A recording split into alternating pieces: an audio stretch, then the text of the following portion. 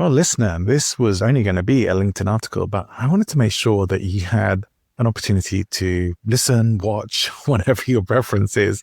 And so that nobody misses out, because not everyone loves reading newsletters, right? And this is really about the trust deficit that is going on, not just in the speaking and coaching industry, but certainly very, very spectacularly obvious in the world of personal and professional development. And I had some thoughts. Wanted to share them with you. And if that's a conversation that you're interested in having, that you want to check out a little bit about my thoughts on what really is going on, what's been causing this, and how to make sure that we're not part of the problem as well. Because hopefully you don't want to be just adding to the noise. Certainly that's a position that we can easily find ourselves in. So I put a few things in here to help you even check in with yourself as to whether you might be part of the problem, unwittingly or not. I'm not judging anyone with any of this conversation, but that's really the essence of it. What is the problem? Are we contributing to it? And what can we do about it? So that's what I'm going to get into in this episode. I hope you'll enjoy it. And I have moved my interview episode with Marianne Hickman out to Friday. So you'll still be getting an interview episode this week. I'm doing 2 episodes this week. Don't get used to it. I need to catch up a bit on some of my interviews. I've got too many great guests and not enough slots on my podcast calendar. And I want to get on with the updates that I've been promising to the show as well. So let's get to it. Welcome to Present Influence, the show for speakers, coaches, and expert business owners who care about communicating with integrity, not fakery. You want to stand out without selling out, connect authentically, and influence without the ick.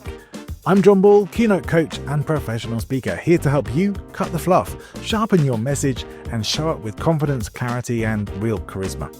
You can expect smart conversations, honest insights, and some laughs along the way, because if you're not enjoying it, why are you doing it?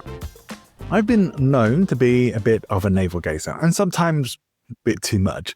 I can be guilty of overthinking instead of just getting on with it, far more often than I care to admit to as well. So one thing that I feel probably has held me back in the personal and professional development world is my own inner skeptic, my little Jiminy Cricket of conscience. And I have doubts, plenty of them, in fact. I could write a whole book about my doubts.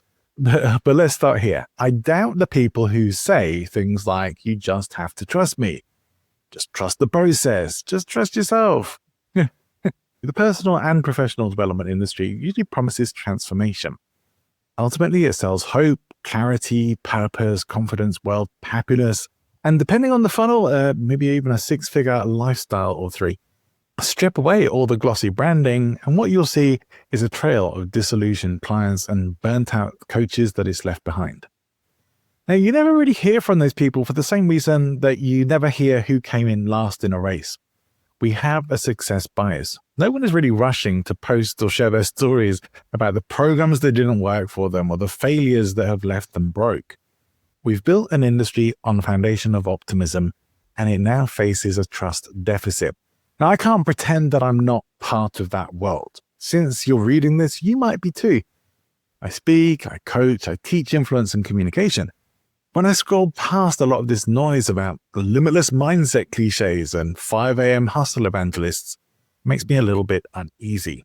These days, I can usually spot who's legit and who's not, but I think most people can't. And there's also no way to share that knowledge without it sounding like I'm jealous, mean, or bitter. Or all 3. I seem to stand, in the industry, I seem to stand shoulder to shoulder with the wishful thinkers, the snake oil salespeople, and the trust me bro marketers, and I don't like it. There's not much I can do about it. It's not just the charlatans in the industry that bother me. It's also the well-meaning beginners who think that completing a 5-day certification course makes them ready to change lives. It's the pseudoscience peddlers who believe adding the word quantum makes anything sound scientific. It's the word salad merchants whose messages sound profound but really mean nothing. It drives me mad, and it mostly drives me mad because I once fell for it as well. Being real here, the barrier for entry to coaching and professional speaking is non-existent, really. Anyone can call themselves a coach, a speaker, a course creator. Even certifications don't guarantee your competence. It just proves that you've met some arbitrary minimum standard. Cue the Dunning-Kruger effect, people thinking that they're experts precisely because they have no idea how much they don't know. But I don't mean this as an expose. This is meant to be a mirror. I want to understand how good people get swept along into a culture that overpromises and underdelivers, and how we can make sure that we're not adding to the problem. The irony for me is that my skepticism is possibly the thing that protects me most from the worst of it, and probably has held me back too. Maybe ignorance really is bliss. So Daniel Kahneman wrote in Thinking Fast and Slow that progressing toward a goal often boosts our happiness and taking action feels good. But if you fall off a ladder often enough, you eventually start to doubt the ladder, and at some point you start to doubt yourself.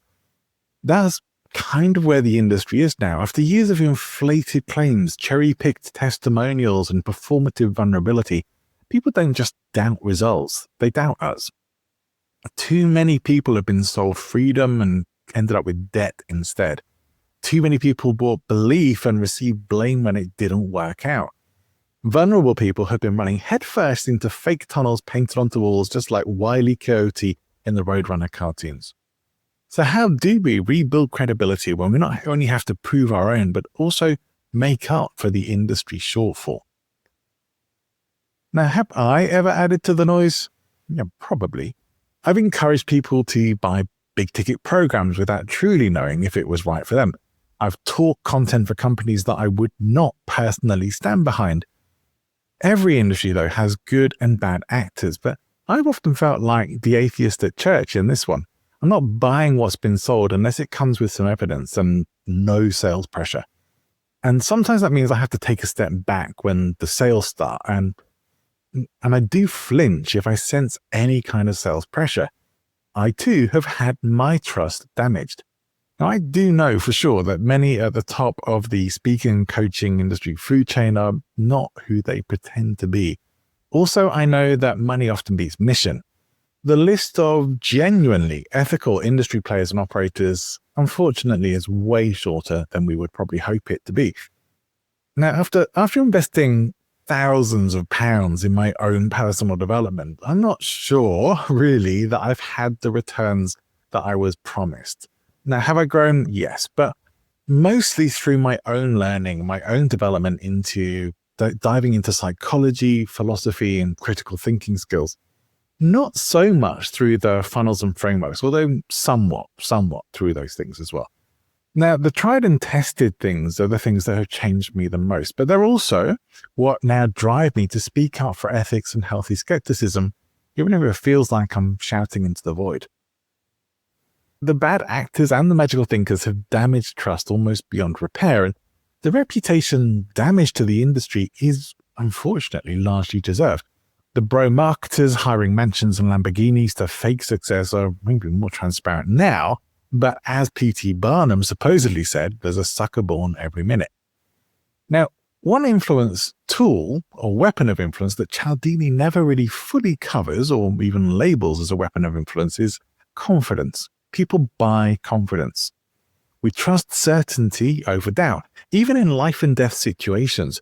The problem is that anyone can perform confidence, and that makes it hard to tell the con from the competent, and the reason why we have confidence tricksters. Now, some coaches do keep teaching what they no longer believe in because it sells. Now, they may justify it as giving people what they want, but the money doesn't just buy their groceries, it also buys their integrity, like the minister who's lost their faith but still preaches for the paycheck. I do think we can understand that and have some sympathy for it, but ultimately it's taking us out of our integrity. Now, meanwhile, the online algorithms reward noise, looks, outrage, and pay to play. Thoughtful, ethical voices are harder to find and harder to hear. It's tempting to play the game, and I'll be honest, I have been tempted. The queue for comforting lies is always way longer than the one for hard truths. And the question really is, do you want to be a comfort blanket or a truth teller? The ethical path isn't a hopeless one, but it is harder. It just means committing to trust building over quick wins. And that's the step that most short-term operators skip because they never really plan to stick around. They just want to get to the top as quickly as they possibly can. But I'm not pretending that I've never made mistakes. I have. And awareness brings responsibility. I think the world does not need more gurus. It needs more guides, it needs more ethics, integrity, and real talk about complexity. And I think here are a few ways maybe to start that. One would be to be honest about the effort required to change, because that kind of thing filters out the quick fix crowd, the tire kickers, and attracts the people who can handle reality. Maybe second is to promise less and deliver more. Stop stacking bonuses like some kind of clearance sale, because probably no one will open them anyway. I can't think of a time when I ever really have. Thirdly, teach principles, not prescriptions. You are the guide, not a superhero with a savior complex, I hope. Empower people to help themselves. Don't become the person that they depend on for solutions. And 4 would be to invite scrutiny, because if you can't defend your ideas, I think you don't really believe them. Discussion and challenge will earn you credibility, and if the legs fall off your belief table, you can always build a new one. 5th would be to stay a student. The true masters who I met studying martial arts in Japan were humble, eternal students, and they showed me that getting my black belt wasn't the finish line, but just the starting block. So what's needed now is not hype merchants or miracle cure peddlers, but trusted guides with humility and consistency. Big promises will not rebuild trust. Steady, consistent integrity will. The unethical operators eventually will crumble under their own false weight. The ethical ones will stay standing. Now, this path is not easy. You will probably watch others succeed faster by taking shortcuts, and that will stings me. I see it's a little bit like investing for capital gains. It compounds quietly. The others, well, they have to live with the truth of what they've done and the shortcuts that they've taken. If you're not part of the problem, though, you can be part of the solution. And the world is rarely black or white, but we still get to choose where we stand. Now, in an industry that's built on influence, the most powerful thing you can do is refuse to fake it. Be authentic and true to your voice. Now, if you work in personal or professional development, if you are a speaker or a coach or an expert business owner or consultant, have you also noticed the trust deficit? And if you have, what are you doing to rebuild it? I'd like to hear from you. Get in touch. If you're on YouTube, leave a comment underneath. And if you are on the podcast, well, maybe connect with me on LinkedIn and find the article and share your comments and thoughts there. But please do join me for my next episode, where I'm going to be speaking with Marianne Hickman. Marianne's in a very similar area to myself, teaching and training communication skills. We talk a lot about humor and communication and speaking. And it was a great, fun conversation. She has a lot of energy. You're going to love her. Tune in on Friday for that. I'll see you there.